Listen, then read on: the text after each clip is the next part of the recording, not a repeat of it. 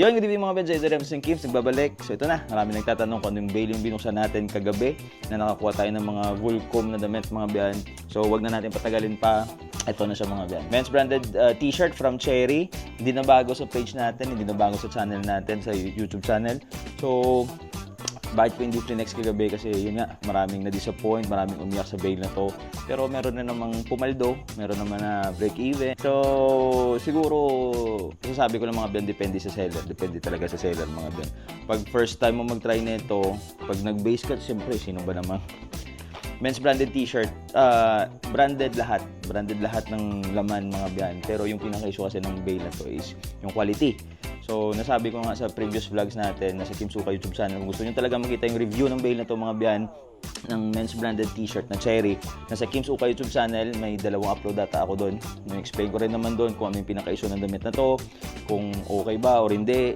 So, dito, explain ko lang sa inyo ng, brief explanation ng mga biyan na kung gusto nyo talaga mag-try na ito, expect na talaga kayo na madumi, use yung mga damit mga biyan. Kasi yun nga sabi ko, parang classy yung quality ng mga damit, pero branded lahat mga biyan, branded lahat. Dito tayo sa bail na to, doon tayo nakakuha ng, sa isang bail nakakuha tayo ng Nike at saka Adidas, lahat ng laman Nike Adidas lang, Nike Adidas yung nakuha natin. Sa ibang bail nakakuha tayo mga Carhartt, pero ngayon isang Carhartt lang yung nakuha natin, vintage pa na Carhartt mga biyan, early 2000 nata to. Isa lang ang vintage na nakuha natin na Carhartt, isang Carhartt lang. Pero yun nga, binaha tayo ng Volcom, binaha tayo ng Quicksilver at Billabong mga biyan. Yun yung pinakamaraming nakuha natin sa bail na to.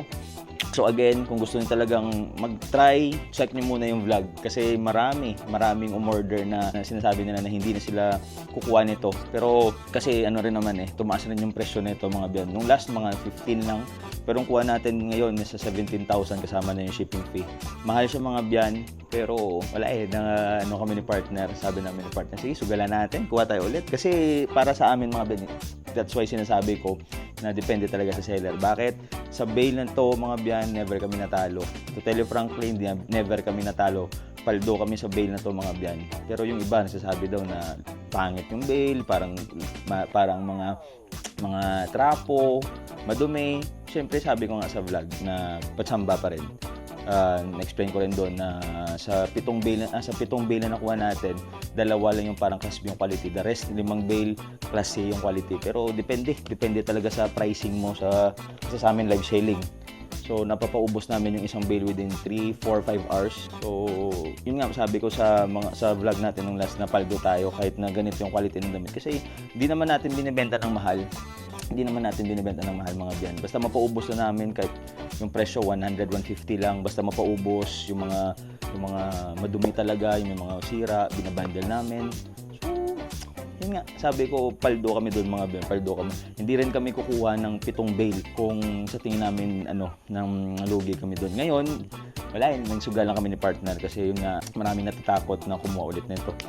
So, sa presyo kasi yun yung sabi ko, sa last mga nasa 17,000, nasa 14, 15,000 lang. Ngayon 17, yung iba 18, iba 20.